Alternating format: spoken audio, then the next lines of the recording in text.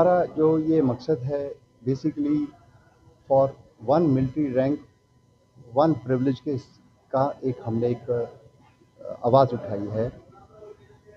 Military rank जो कि president commission officers की रैंक है, उसके अंदर इतनी गिरावट आ चुकी है कि ऐसे ऑफिसर्स हैं, ऐसे मिलिट्री रैंक ऑफिसर्स हैं जिनको पहले तो वन रैंक वन पेंशन बिल्कुल नहीं मिलती है।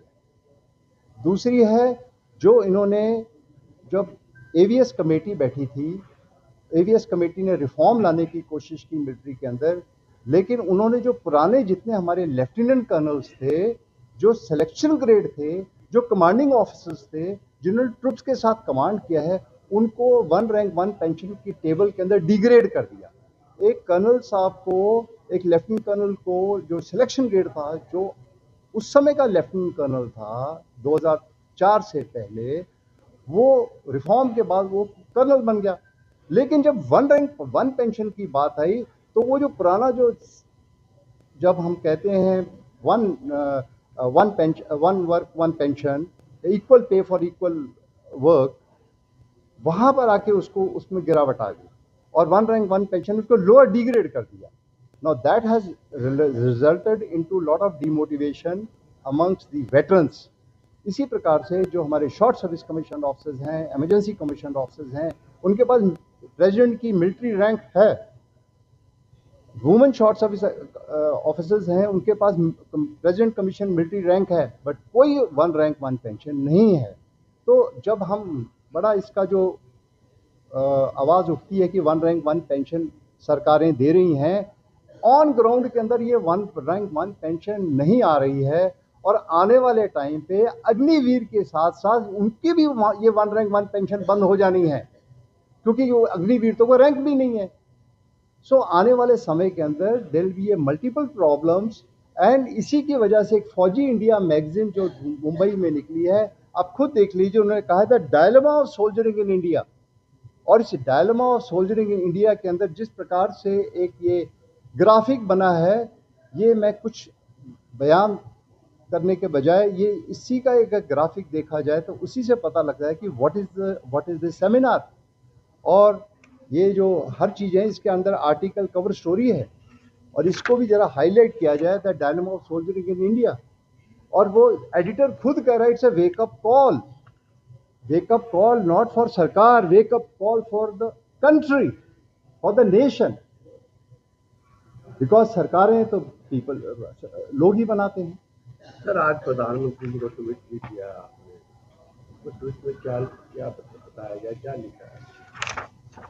सर बेसिकली तीन चीज़ें मोटे पॉइंट बताएं। एक तो ये जो हमारे पुराने जो टाइगर्स थे, हम उसको टाइगर्स कहते हैं, टाइगर्स और लायंस, हमारे फौजी जो हमारे लेफ्टिनेंट कर्नल जो कमांडिंग ऑफिसर्स थे जो 2004 से पहले थे, उनकी जो पेंशन उन्होंने कम कर दी या उनकी OROP मेजर के बराबर कर दी, या जो क्योंकि ये तो सिलेक्शन ग्रेड होती थी पहले 2004 से पहले, तो उनको लोअर ग्रेड में डाला हुआ है, ये गलत है।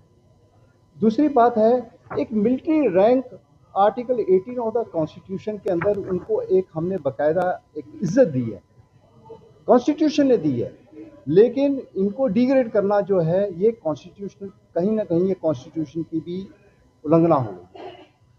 दूसरी बात है, हमने ये यूनिवर्सल OROP के लिए बात की है कि जितने भी हमारे शॉर्ट सर्विस कमीशन ऑफिसर्स हैं, इमरजेंसी वाले हैं, उनको भी प्रो राटा OROP मिलनी चाहिए, जितनी भी मिले पेंशनेबल एक के बाद उनकी बाकायदा होनी चाहिए।